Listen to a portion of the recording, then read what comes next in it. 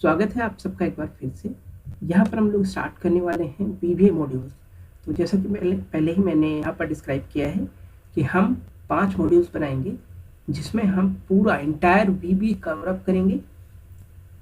यहाँ पर बेसिक्स लेके एडवांस लेवल तक की चीज़ें सिखाई जाएंगी और अगर आपने ये 5 VBA के मॉड्यूल कंप्लीट कर लिए तो आपको VBA की अच्छी नॉलेज हो जाएगी और आप एक MIS या फिर VBA डेवलपर रोल के लिए प्रिपेयर हो जाएंगे। राइट, तो ये डिस्कस करते हैं कि हम पहले तो हमारा जो कॉन्सेप्ट है बेसिक VBA कॉन्सेप्ट। तो बेसिक VBA कॉन्सेप्ट क्या काम करता है, मैं यहाँ पर एक नोटपैड ओपन कर ले रहा हूँ ताकि मैं यहाँ से आप लोगों को इन्फॉर्म कर सकूँ चीज़ों को मेंशन करके।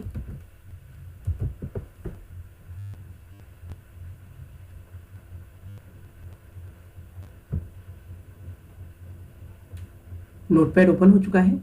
तो VBA क्या होता है? VBA की फुल फॉर्म होती है विजुअल बेसिक्स फॉर एप्लीकेशन। तो कभी भी इंटरव्यू में पहला क्वेश्चन होता है what is VBA stands for. तो हमारा आंसर ये होना चाहिए visual basics for application and it works for Microsoft application mainly like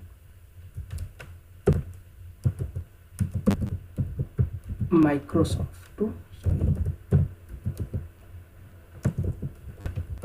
applications and it works for Excel, Word, Access,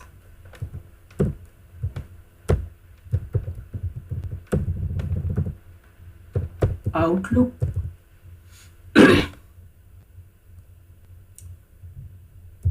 and PowerPoint as well. तो यहाँ पर ये file and folder actions के लिए भी यूज किया जाता है। IE इंटरनेट एक्सप्लोरर के लिए भी इसे यूज करते हैं।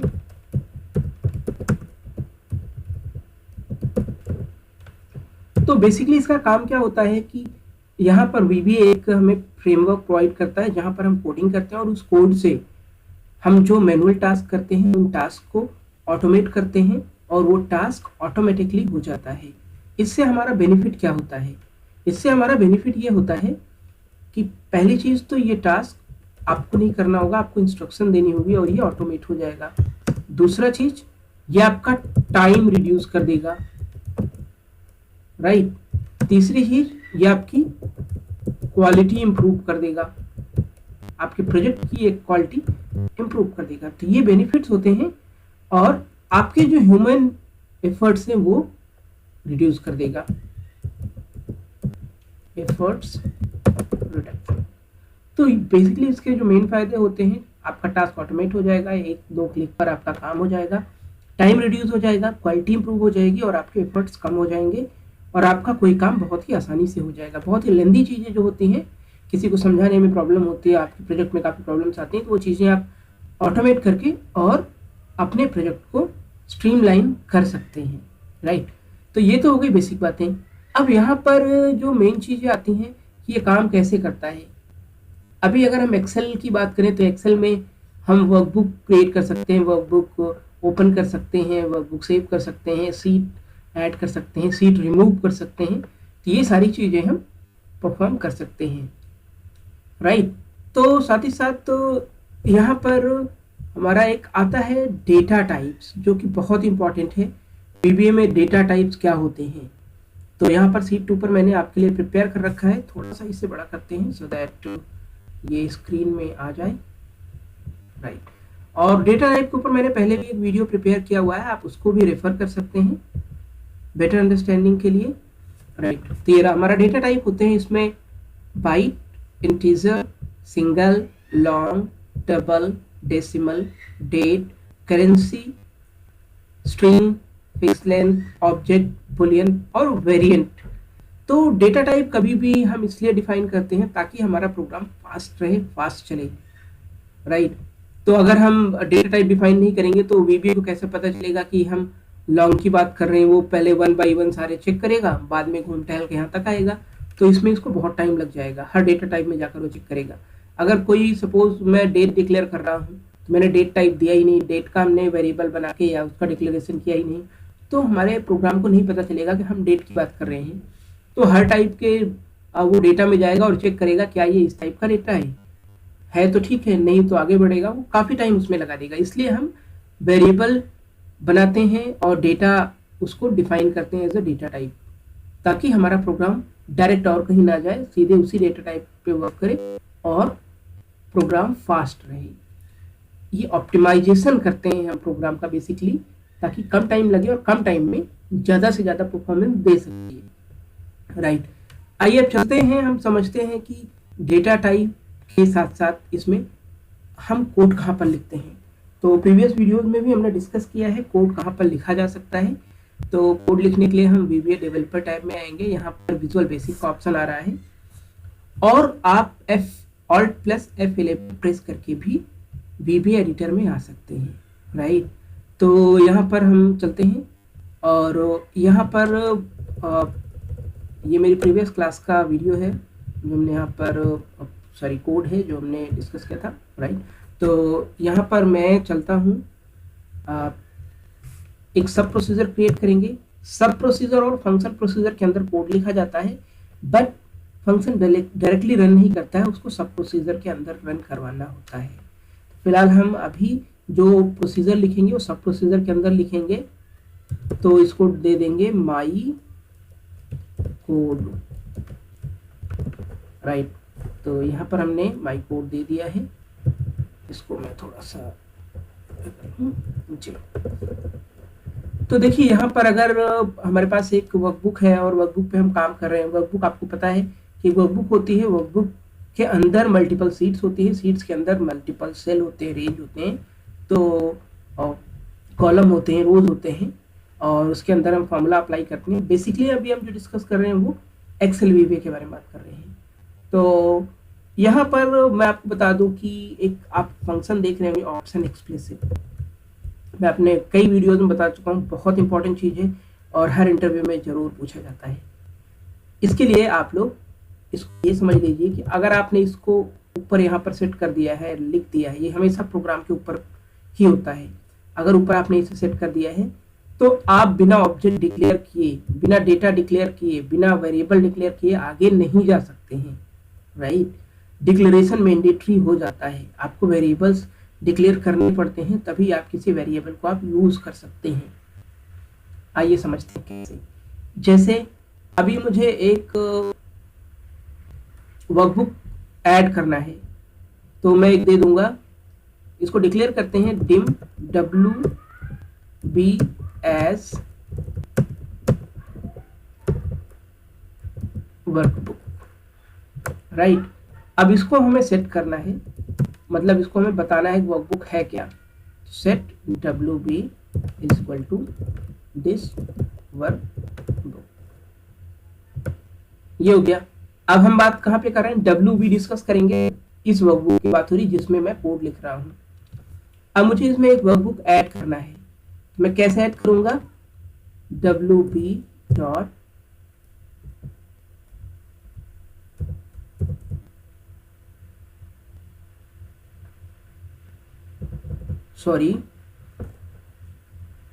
उसके लिए हमें कोड करना पड़ेगा वर्कबुक्स डॉट ऐड। तो ये वर्कबुक्स डॉट ऐड का फंक्शन होता है। तो यहाँ पर मैं किसी पर्टिकुलर इस वर्कबुक की बात कर रहा हूँ, अगर मुझे ऐड करना है तो मुझे इस फंक्शन के अंदर वर्कबुक्स डॉट ऐड करना होगा। अब आइए इसको हम छोटा सा रन करके करते हैं। फिलहाल यहाँ पर मैं आपको कंप्लीट करवा दूँ ये चीज़ कि रेंज हमारा कैसे करेगा काम। रेंज काम करवाने के लिए हमें, अब ये वर्कबुक होगी, अब मुझे इस वर्कबुक को रेफर करने के लिए बार बार मुझे दिस वर्कबुक नहीं देना पड़ेगा। अब मुझे सपोज सीट 1 का मुझे कोई सेल हाईलाइट करना है या सेल A1 पे कुछ लिखना है, तो मैं लिखूंगा WB डॉट सीट्स, कौन सी सीट पे, सीट 1 पे, sheet 1 dot range A1 dot value is equal to WB। Right. अभी इसको मैं कमेंट कर दे रहा हूँ। कमेंट कभी भी इंफॉर्मेशन पास करने के लिए किया जाता है। ये देखिए यहाँ पर WB ऐड हो चुका है। तो हम कभी भी किसी डेटा को कमेंट, कभी भी कोड को कमेंट कब करते हैं, जब मुझे कोई इन्फॉर्मेशन पास करानी होती है, मुझे किसी चीज को रन नहीं करवाना होता, तब मैं उसे कमेंट कर देता हूँ। तो अभी मैंने यहाँ पर वर्कबुक ये सारे ऊपर के कोड कमेंट कर दिए हैं। सिंगल कोड से आप कर सकते हैं, डबल ट्रिपल कुछ भी कर दीजिए, कमेंट हो जाता है। ठीक है, तो यहाँ पर मैंने वर्कबुक्स डॉट ऐड किया, तो क्या काम करेगा ये, वो एक वर्कबुक ऐड कर देगा। ये रन करके देखते हैं। ये देखिए बैकएंड में एक वर्कबुक ऐड हो चुकी है बुक 1 नाम से। तो मुझे अभी जरूरत नहीं है। अब अगर मुझे इसे, भाई वर्कबुक तो ऐड हो गई, अब आगे इसमें क्या करना है, अब आगे इसको मैं सेव करा दूं डेस्कटॉप पे, ये कर सकते हैं, या इसे क्लोज करा दूं। तो यहाँ पर मैं सेव करा दे रहा हूँ। तो जो अभी वर्कबुक ओपन हुई है वो एक्टिव वर्कबुक हो जाएगी। Active workbook dot save as. अब यहाँ पर क्या देना है, फाइल नेम। फाइल नेम में हमें क्या देना है, राइट। तो यहाँ से मैं डेस्कटॉप का पाथ ले रहा हूँ, जिस फाइल में मैं प्रोग्रामिंग कर रहा हूँ, कोड लिख रहा हूँ। तो यहाँ से मैं डेस्कटॉप का पाथ लेके और इसी पाथ पर मैं इसको सेव करवा दूंगा। और नाम हम अपने अकॉर्डिंग देंगे। डेटा हम यहाँ तक कॉपी करेंगे, ये पाथ हम यहाँ तक कॉपी करेंगे डेस्कटॉप तक, ताकि बाद में मैं उसे नाम अपने अकॉर्डिंग दे सकूं, राइट। तो यहाँ पर मैं ये डाल दिया मैंने पाथ इसका, और इसका डाल दे रहा हूँ test1 या टेस्ट फाइल नाम से डाल दे रहा हूँ, राइट। तो आइए उसके बाद इसको हम क्लोज भी करा देंगे।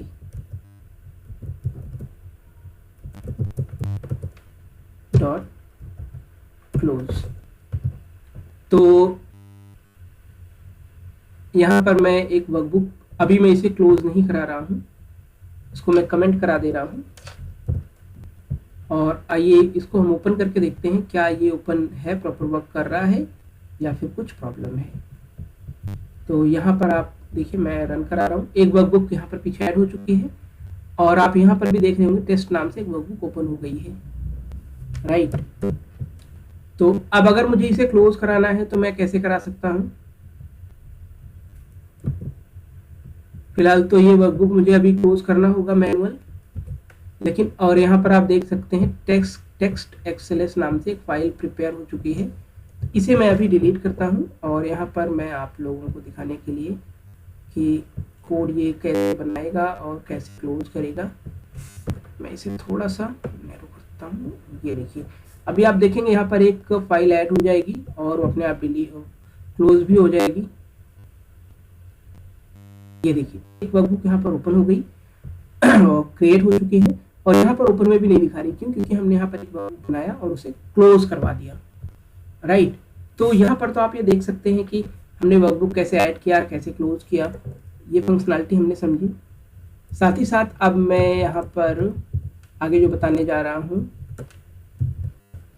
वर्कशीट के बारे में, क्योंकि हमारा जो इसमें सीरीज है वर्कशीट के बारे में है। वर्कशीट कैसे काम करती है, क्या काम करती है, इसके लिए मैं पूरी डिटेल में आपको बताऊंगा। वर्कशीट से क्या समझ आता है, वर्कबुक के अंदर मल्टीपल वर्कशीट हम बना सकते हैं, यही होता है एक्सेल में। तो हम इस सीट को, अगर मुझे एक सीट ऐड करना है या सीट को डिलीट करना है, तो हम VBA कोड के थ्रू कैसे रेफर कर सकते हैं, राइट। अगर हम किसी और सीट पर हैं तो हम किसी और सीट को कैसे एक्टिवेट कर सकते हैं, वहां पर जा कैसे सकते हैं। आइए इसके लिए हम समझते हैं। अगर मुझे एक वर्कशीट ऐड करनी है तो क्या करेंगे, सीट्स डॉट ऐड कर दिया। अब क्या करना है, आफ्टर बिफोर, अगर मुझे सबसे पहले करना है, या मुझे एक ऐसे में दे दे रहा हूं डॉट नेम। अब यहाँ पर मैंने एक दे दिया न्यू, भाई मैंने एक सीट ऐड की और उसका नेम होना चाहिए न्यू। ये देखिए मैं क्लिक कर रहा हूँ, ये न्यू स्टार्ट में इसने प्रिपेयर कर दिया, एक बना दिया और क्रिएट कर दिया सीट फर्स्ट पे न्यू। अब भाई मेरे को ये तो चाहिए नहीं, मेरे को चाहिए बाद में, तो वो मैं कैसे कर सकता हूँ, उसके लिए मुझे जाना होगा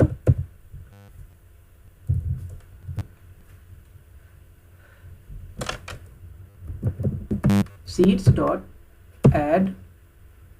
अब यहाँ पर आफ्टर कर दूंगा मैं, आफ्टर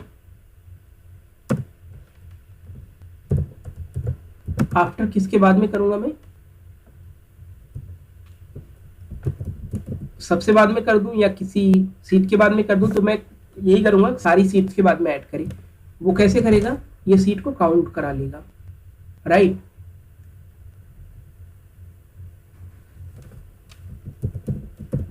सीट्स डॉट काउंट, अभी क्या करेगा, सारी सीट्स को काउंट कराएगा और उसके बाद एक ऐड कर देगा। अभी जैसे यहाँ पर सीट 6 है, अब देखिए इसके बाद एक सीट 7 आ जानी चाहिए, सॉरी एक सीट 5 ऐड हो गई क्योंकि यहाँ पर 5 है नहीं। अभी एक बार मैं और क्लिक करूंगा, सबसे लास्ट में सीट 4 ऐड हो जाएगी, सॉरी 7 ऐड हो गई। तो यहाँ पर आपने देखा होगा कि यहाँ पर सीट 1 by 1 ऐड हो रही है। अब मुझे किसी सीट को सपोज डिलीट कराना है, तो मैं उस सीट को कैसे डिलीट करवा सकता हूँ। उस सीट को डिलीट करवाने के लिए मुझे सीट का नेम देना होगा और डिलीट कमांड को रन करना होगा। जैसे आइए समझते हैं, सीट्स, अब सीट न्यू अगर मुझे डिलीट करनी है या सीट 8 मुझे डिलीट करनी है, तो मैं क्या करूंगा, सीट 8, अब यहां पर आऊंगा डॉट डिलीट। तो आप देखेंगे ये लास्ट वाली जो सीट है वो कैसे डिलीट हो जाएगी। ये पूछ रहा है डेटा में be exist in the sheet selected for the deletion, to temporary delete the data press delete. तो मैंने यहाँ पर क्लिक कर दिया और ये सीट डिलीट हो गई। अगर मुझे सीट नंबर 7 डिलीट करनी है तो मैं यहाँ पर ये कर दूंगा और ये सीट नंबर 7 भी डिलीट हो गई। तो इस तरीके से हम अपने इन कमांड्स को यूज कर सकते हैं, राइट। तो हमने आज कवर किया है basics of VBA concept, workbook and worksheet. आने वाले वीडियोस में हम डिस्कस करेंगे रेंज के बारे में, लास्ट रो कैसे निकालना है, लास्ट कॉलम कैसे निकालना है। वर्कबुक शेप तो हमने देख ही लिया है, तो इसके बदले कुछ और टॉपिक्स कवर कर लेंगे। और ये अभी मैंने 10 पॉइंट लिखे हैं और भी इसमें पॉइंट्स कवर करेंगे ताकि वीबीए मॉड्यूल 1 में हमारे पास काफ़ी हद तक डेटा हो और हम उस डेटा को प्रॉपर तरीके से यूटिलाइज कर सकें। तो गाइस वीडियो में हमारे साथ बने रहने के लिए बहुत बहुत धन्यवाद। रिक्वेस्ट करेंगे चैनल सब्सक्राइब करें, लाइक करें और दोस्तों के साथ शेयर जरूर करें। तो इस वीडियो में इतना ही, मिलते हैं मॉड्यूल 1 के नेक्स्ट वीडियो में। Thank you so much guys.